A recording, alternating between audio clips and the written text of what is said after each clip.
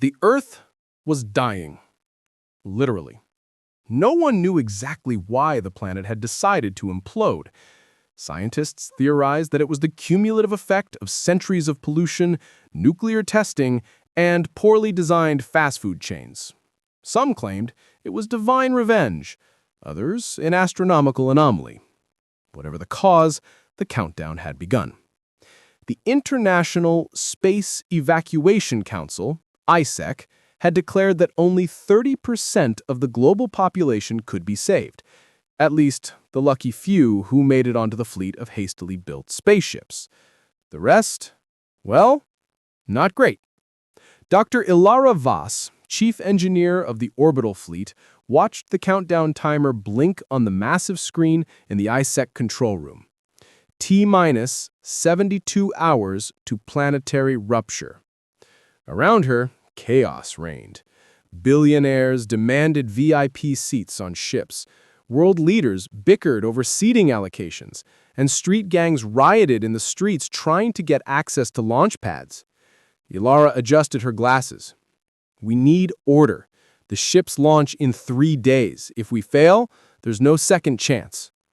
Her assistant, a sarcastic AI named Gizmo, quipped, "Order? Inhumanity? Cute. That's a 0% chance." Ilara groaned. Not helping. The launch pads were a frenzy of energy. Trains of space shuttles lined up like metallic snakes, thrusters already glowing. The lucky 30% boarded first. Families hugged, politicians whispered, and criminals attempted to bribe their way in. Among the evacuees was Captain Jace Arden, a former astronaut turned rogue shuttle pilot. He wasn't chosen for heroism. He was chosen for one reason. He could fly anything, anywhere, and survive anything.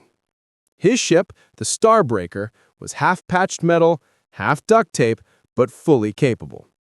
He loaded the final batch of evacuees, scanning the chaos below. Ilara's voice boomed over the comms. "All ships, prepare for launch. Time is critical." Jace muttered, "If Earth explodes while I'm stuck in traffic, I'm suing." The ships lifted off amid panic, fire, and explosions. The Earth's surface was already cracking, volcanoes belching molten rock into the sky, oceans boiling, lightning storms ripped through the atmosphere. Jace piloted through the madness, dodging debris, falling satellites, and panicked civilians attempting last-minute escapes. A young evacuee shouted, "Are we gonna die?" Maybe, maybe not. Either way, try not to scream. Above the planet, the fleet aligned into orbit, forming a temporary safe haven. Ilara's voice came over. "Fleet, congratulations. You survived Earth's destruction. For now. But there's a problem. All destination coordinates are offline. We have nowhere to go." The screens in the control hub flickered. Gizmo spoke in a monotone. "Warning, all ship engines operating at maximum output. Fuel reserves critically low. Orbital debris detected. Proximity to exploding planet increases radiation exposure. Additional threat, unknown entity approaching fleet." Ilara groaned. "Unknown entity? What do you mean, unknown entity?" "Could be a rogue asteroid. Could be aliens. Could be worse." Yeah, worse. The evacuees were panicking. Supplies were limited. Oxygen levels were dropping faster than predicted. Ships began to bump into each other, creating sparks and minor hull breaches. Ilara and Gizmo tried to coordinate, but the fleet was massive, and every moment counted. Suddenly, a mysterious dark shape appeared at the edge of the fleet, a massive, pulsating object moving unnaturally fast. Radar couldn't classify it. It wasn't any known debris. Unknown entity confirmed. Object moving directly toward the fleet. Jace's fans tightened around the controls. "Brace yourselves. Whatever this thing is, it's about to get interesting." The mysterious object hurtled toward the fleet, sending smaller debris scattering. Ships dodged frantically, some colliding. Evacuees screamed, alarms blared, and Earth's final moments were visible in the sky, a violent, glowing explosion that sent shockwaves through space. Ilara turned to Gizmo. "We need a plan. Now." Gizmo blinked. "Plan? You mean survive the unknown threat, avoid collisions, conserve fuel, and keep 30% of humanity alive? Sure, I can try." "Not try is going to cut it." The fleet shuddered. Somewhere out there, in the void between stars, the unknown danger waited, and humanity's last hope hung by a thread. The fleet hung in space like a fragile necklace of metal against the infinite black. Behind them, Earth's destruction painted the void in red and orange streaks, volcanoes, molten seas, and fragments of a broken planet. But survival wasn't guaranteed. Captain Jace Arden adjusted the Starbreaker's thrusters, scanning the unknown object that had appeared at the edge of the fleet. It pulsed with an eerie, dark energy, impossible to classify. "Leela," he said to the onboard AI assistant, "what the hell is that thing?" Leela's digital avatar appeared on the display. "Unknown. Radar readings suggest it's massive, possibly sentient, definitely hostile, and moving faster than anything in the fleet's database." Jace muttered, "Great, a super-intelligent death machine." Across the fleet, panic brew. Oxygen levels were dropping faster than predicted, fuel reserves were critical, and power grids on several ships were failing. Dr. Ilara Voss coordinated emergency rations. "We need strict conservation. No one moves without authorization. No one breathes too much." A loud alarm rang from the Starbreaker. "Fuel reserves at 12%, life support at 87%, hull integrity at 94%, Leela reported calmly. Jace groaned. 87%? That's comforting. The dark object approached. Ships attempted evasive maneuvers, but the entity's trajectory intersected with the fleet. Radar showed it wasn't just an object. It seemed to react to their movements. "Brace for impact," Ilara shouted. The Starbreaker shook violently as debris collided with the hull. The unknown entity emitted a pulse of energy that temporarily disabled navigation systems. Lights flickered. Panic surged. "Leela, regain control!" Jace yelled. "Attempting manual override now," Leela responded. Sparks flew across the control panels. The unknown entity drew closer, its massive form slowly revealed. A gigantic, crystalline space leviathan covered in jagged, reflective surfaces. Its core glowed ominously, pulsing as if alive. Evacuees screamed, clutching each other. Families whispered frantic prayers. Soldiers aboard some ships fired blindly at the Leviathan, their lasers bouncing harmlessly off its crystalline body. Jace's voice was steady, but tense. "We can't fight it. We can only survive it. Hold your positions and follow my lead." Leela analyzed the threat.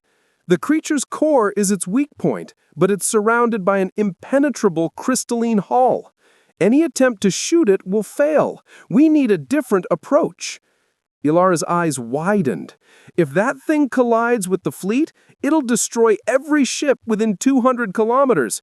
We need to separate the fleet now and give each vessel maximum maneuvering room. The evacuation's rushed nature had left most ships underpowered.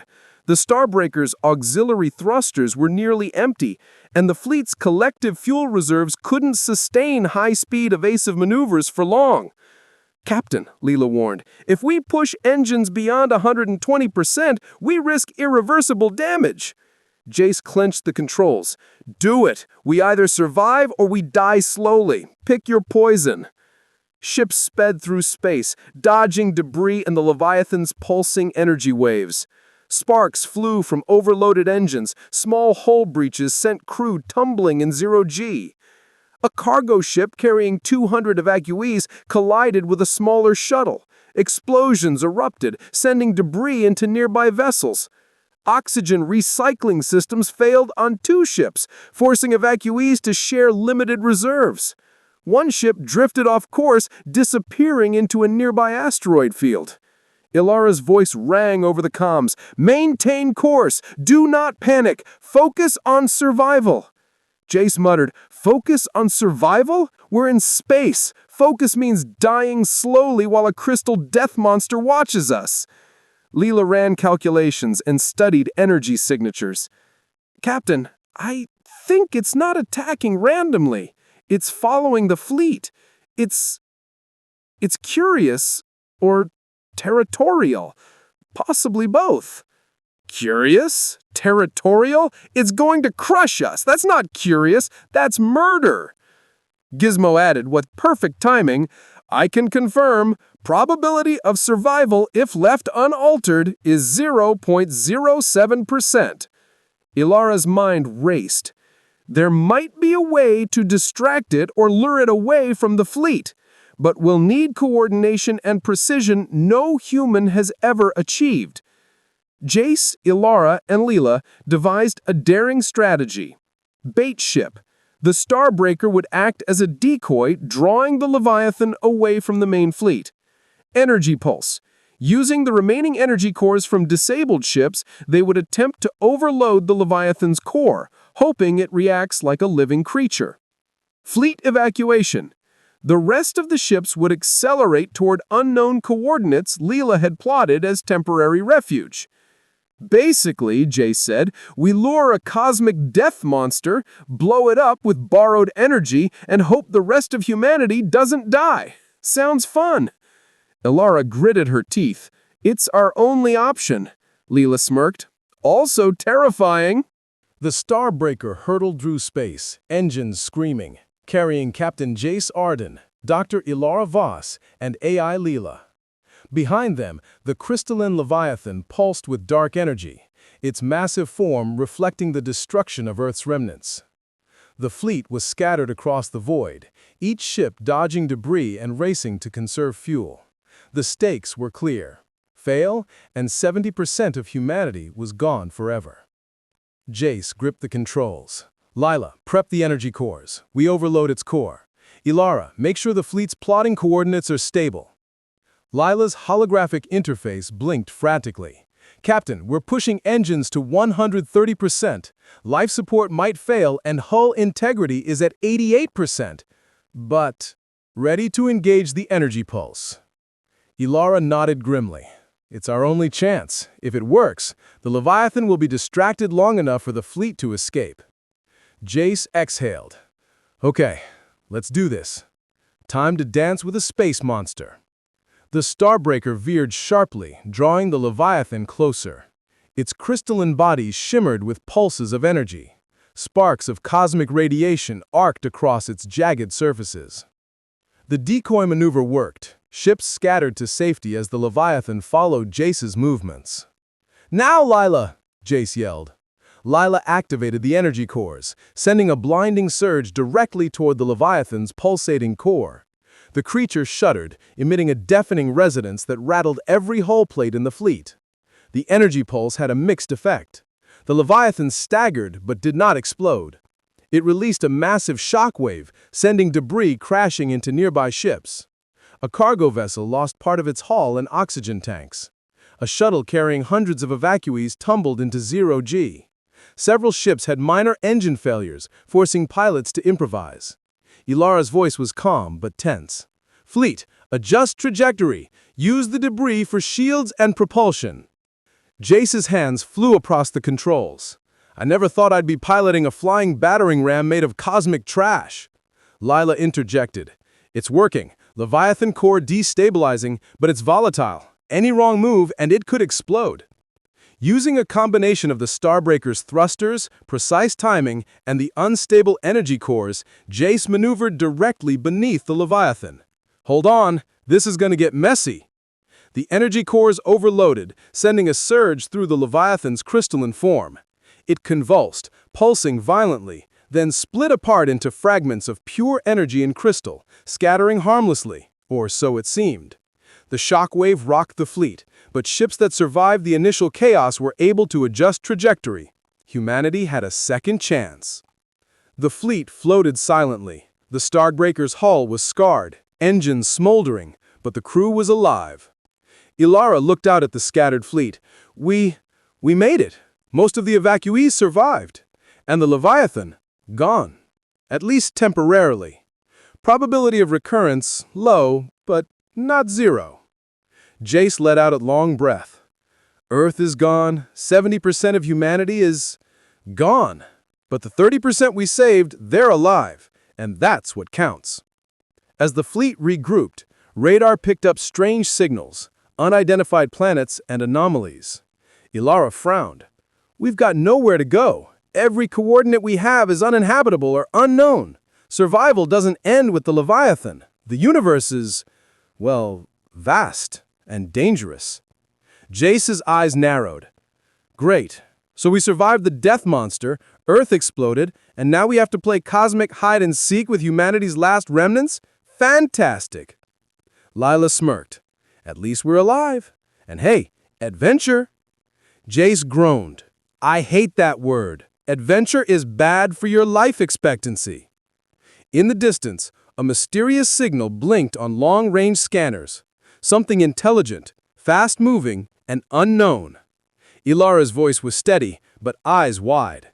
Captain, this might be our next threat. Or our salvation. Hard to tell which is which. Jace leaned back in the pilot chair exhausted. Of course it is. Nothing in this universe is simple. Never has been. The fleet limped forward into the void, human survivors clinging to life, engines barely functional, supplies low, but alive. And somewhere in the depths of space, danger and hope waited. Thanks for listening and watching our stories. If you enjoyed the video, hit like, smash that subscribe button, and ring the bell so you never miss a drop.